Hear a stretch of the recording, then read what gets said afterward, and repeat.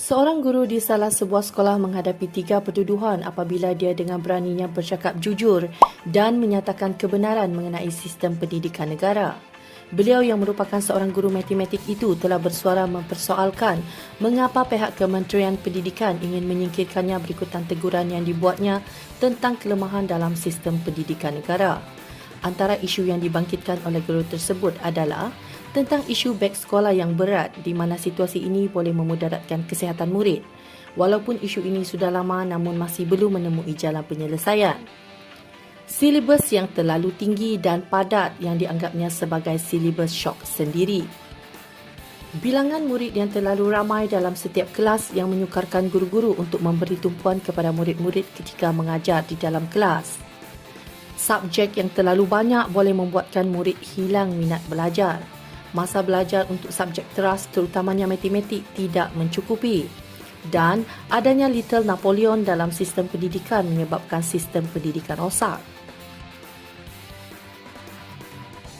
Gara-gara isu yang disuarakan oleh beliau berhadapan dengan tindakan tata tertib hingga berkemungkinan diturunkan pangkat dan dibuang kerja.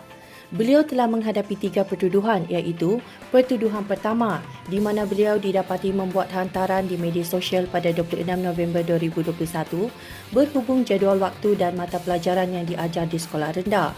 Pertuduhan kedua, beliau didapati telah memuat naik hantaran pada 30 November 2021 mengenai subjek yang diajar pada murid tahun 1 di sekolah rendah.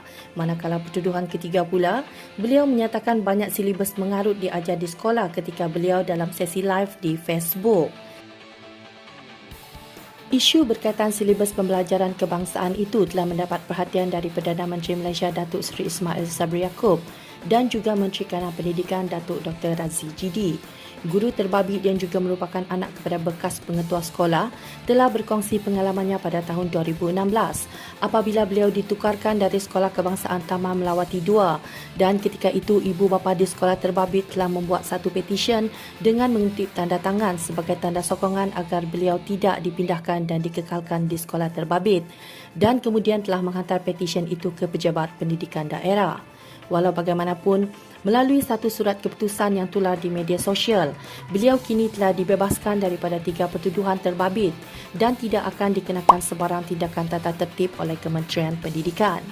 Perkara itu kemudian turut disahkan oleh guru Sekolah Kebangsaan 1 Gombak itu sendiri yang membacakan surat keputusan tindakan tata tertib daripada Kementerian Pendidikan Malaysia KPM menerusi Facebook Live-nya.